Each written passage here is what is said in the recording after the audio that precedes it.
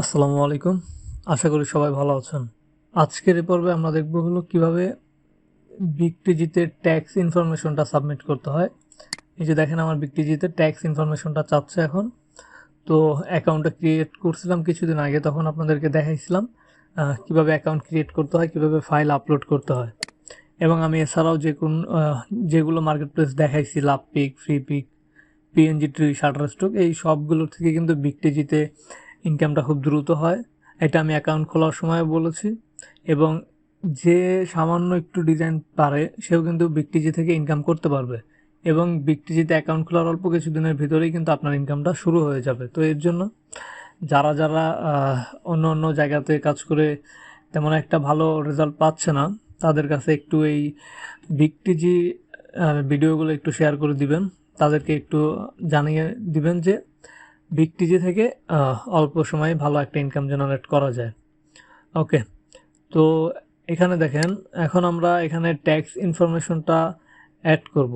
Tax ইনফরমেশনটা add করার সময় আগে আপনাকে যে কাজটা করতে হবে সেটা হলো আপনাকে একটা এরকম ট্যাক্স সার্টিফিকেট নিতে হবে। তো এই ট্যাক্স সার্টিফিকেট বা ইটিন সার্টিফিকেট যেটা, এটা নিতে পারবেন আমার চ্যানেলে, এখানে দেখাইছি ইটিন সার্টিফিকেট। এইখান থেকে আপনি কিন্তু এই ভিডিওটা দেখে একটা সার্টিফিকেট নিয়ে নিতে পারবেন। এটা সম্পূর্ণ ফ্রিতেই দিচ্ছে। এটার জন্য কোনো খরচ দিতে হবে না, শুধু আপনার এনআইডি কার্ড থাকতে হবে। ওকে, তো আমরা এখান থেকে অ্যাড ট্যাক্স ইনফরমেশন এখানে ক্লিক করে দিচ্ছি। আচ্ছা, তো দেখেন এখানে বলতেছে যে আপনি যদি এখানে ইয়েস চাপ দেন তাহলে আপনার যে পার্সোনাল ইনফরমেশনগুলো আছে সেগুলো থার্ড পার্টি ওয়েবসাইটের কাছে চলে যেতে পারে এবং যে কোনো মানুষ আপনার ইনফরমেশনগুলো কালেক্ট করতে পারে।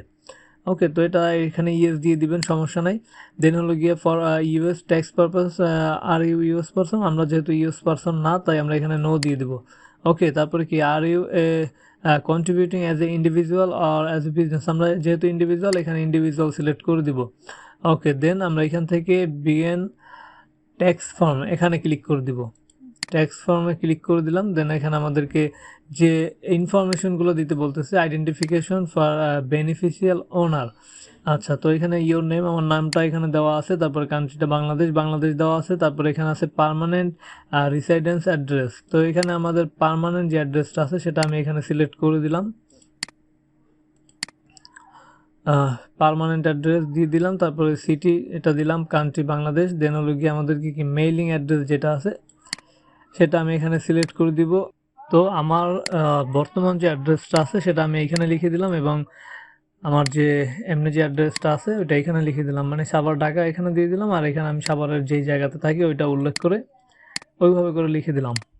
ওকে, তো অ্যাড্রেস আপনি পরে পরিবর্তন করতে পারবেন, বা এটা আহ, আপনার যে মেইলিং অ্যাড্রেস যেটা, মানে আপনাকে যদি মেইল পাঠায় বা কোনো চিঠি পাঠায় তো সেক্ষেত্রে কোথায় পাঠাবে সেই অ্যাড্রেসটা দিয়ে দিবেন এখানে। ওকে, মানে আপনার বর্তমান যে অ্যাড্রেসটা সেটা এখানে, আর আপনার পার্মানেন্ট অ্যাড্রেস বলতে আপনার জন্মস্থান যেটা সেটা এখানে দিয়ে দিবেন। ওকে,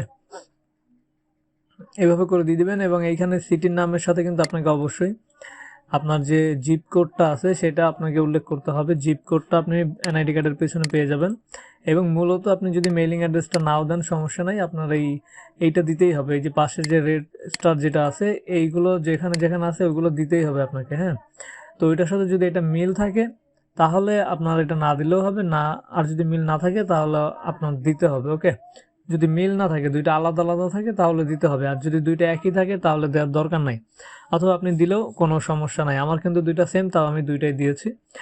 দেন নিচের দিকে আসবেন, নিচের দিকে আসার পর আপনাদের যে টিন সার্টিফিকেট যেটা আছে সেটা আপনার এইখানে এইখানে সিলেক্ট করে দিব। তো এইখানে সিলেক্ট করার জন্য প্রথমে আমাদেরকে এটা আনলক করতে হবে। তো আনলক করার জন্য আমরা এখানে ক্লিক করে দিলাম। তারপর এখান থেকে কি বলতেছে, this information should be only be change if you are required to enter an SSN বা আইটিন আর এফটিআইএন। তো আমরা এখান থেকে আনলকে ক্লিক করে দিব। আমরা তো আইটিনটা দিচ্ছি তাই না, তো আমরা এখানে আমাদের আইটিনের যে নাম্বারটা আছে সেটা আমরা এখানে দিয়ে দিব।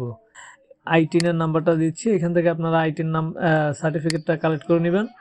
দেন আইটিন নাম্বারটা আমরা এখানে দিয়ে দিব। তারপরে এখানে বলতেছি কি তো এখানে রেফারেন্স নাম্বার দিতে বলতেছে। রেফারেন্স নাম্বারের জায়গাতে কোনো কিছুই দিতে হবে না, এই জায়গাটা কিছুই দেওয়ার দরকার নেই এবং এটা অতটা ম্যান্ডেটরিও না, আপনাকে দিতেই হবে, বিষয়টা এরকমের না। তারপর ডেট অফ বার্থ দিতে হবে। ডেট অফ বার্থ শুরুতে মাস, তো মাসের নামটা আমি দিয়ে দিলাম 10। দিন হলো গিয়া তারিখ 10, তারপরে যে সালটা আছে সেই সালটা বসায় দিবেন।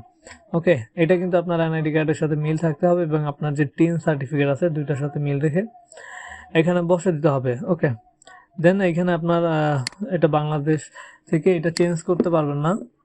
ওকে, এটা চেঞ্জ করা যাবে না, এটা অটোমেটিক নিয়ে নিছে। তো মানে আমাদের ট্যাক্স আইডিটা কোন দেশের সেটা এখানে নিয়ে নিছে এবং আমাদের ট্যাক্স প্রতি ইতে 10% করে ট্যাক্স নেবে আর কি। আচ্ছা, সমস্যা নেই, 10% করে ট্যাক্স কেটে নেবে। দেন হলো নিচে এসে এখানে টিক মার্ক থাকবে না, এটা টিক মার্ক দিয়ে দেবেন। টিক মার্ক দিয়ে দেওয়ার পর আপনাকে একটা সিগনেচার দিতে হবে। তো এখানে আপনি সিগনেচারটা বসায় দিবেন। আমার সিগনেচারটা আমি এখানে দিয়ে দিচ্ছি, মানে আপনার নামটা লিখে দিবেন আর কি। দেখেন তো এখানে আমাদেরকে একটা সিগনেচারটা দিতে হবে। তো আমাদের যে সিগনেচার আছে মানে আমাদের যে নামটা আছে, যে নামে আমরা সিগনেচার দিই ওই নামটা আমাদেরকে এখানে লিখে দিতে হবে। তো আমরা এখানে আমাদের নামটা লিখে দিব। তারপর এখানে আমাদেরকে কি প্রিন্ট নেম অফ সিগনেচার, এখানে আমাদেরকে কি একটা ওই নামটা এখানে চলে আসবে। ওকে, দেন এখানে ডেটটা হলো গিয়ে যেই দিন আমরা সিগনেচারটা দিলাম ওই দিনের ডেটটা এখানে আসতেছে। তারপর আমরা সাইন অ্যান্ড সাবমিটে ক্লিক করে দেবো। তো এটা কেন ইনেবল হচ্ছে না আমি এটা আপনাদেরকে বলছি। তার আগে শুরু থেকে আমরা একটু আরেকবার দেখে আসি কি কি করলাম। শুরুতে আইডেন্টিফিকেশন নেম যেটা আছে, আইডেন্টিফিকেশনের জন্য অফ বেনিফিশিয়াল ওনার, এখানে প্রথম যেটা আছে সেটা হলো ইওর নেম, এখানে রেড চিহ্ন আছে তার মানে এটা দিতেই হবে। আমরা আমাদের এনআইডি কার্ড অনুযায়ী নামটা দিয়ে দিলাম। তারপরে কান্ট্রি নেমটা সিলেক্ট করা আছে এটাও দিতে হবে। দেন হলো গিয়ে এটা ফিল আপ করতে হবে। এখানে আমাদের বর্তমান অ্যাড্রেস আছে, পার্মানেন্ট অ্যাড্রেস আছে সাভার এবং ঢাকা 1340। তারপর আছে কান্ট্রিটা বাংলাদেশ এবং মেইলিং অ্যাড্রেসটা আমি আমার মেইলিং অ্যাড্রেসটা দিয়ে দিছি, যদিও এটা না দিলেও কোনো সমস্যা ছিল না। ওকে, দেন এখানে আনলক করে দিবেন। আনলক করে দিয়ে এইখানে আপনার যে টিন সার্টিফিকেটের নাম্বারটা আছে ট্যাক্স নাম্বার সেটা দিয়ে দিবেন। দেওয়ার পরে এখানে আছে রেফারেন্সটা দরকার নেই এই জন্য দিই নাই। তারপর ডেট অফ বার্থ এটা দরকার এই জন্য আমরা ডেট অফ বার্থটা দিয়ে দিছি। তারপরে এখানে দেখেন এই দুইটা তো চেঞ্জ করাই যাবে না, ক্লিক করলেও চেঞ্জ হবে না, এই দুইটা যেভাবে আছে ওইভাবেই আছে। দেন হলো গিয়ে নিচের দিকে এসে আমরা এখানে আমাদের সিগনেচার নেমটা দিলাম, এখানে টিক মার্ক দিলাম, তারপর সাবমিট করে দেবো। তো এখানে আমাদেরকে কেন কাজ করতেছে না, এটার কারণ হলো আমাদের যে নেমটা সেই নেমের সাথে আমাদের সিগনেচারটা মিলে নেয়।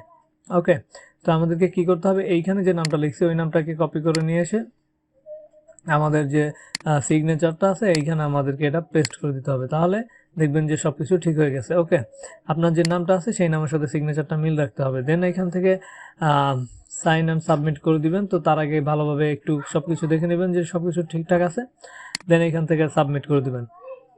তো সাবমিট করে গেলে এই যে দেখাচ্ছে thank you for tax form has been successfully submitted and is pending review.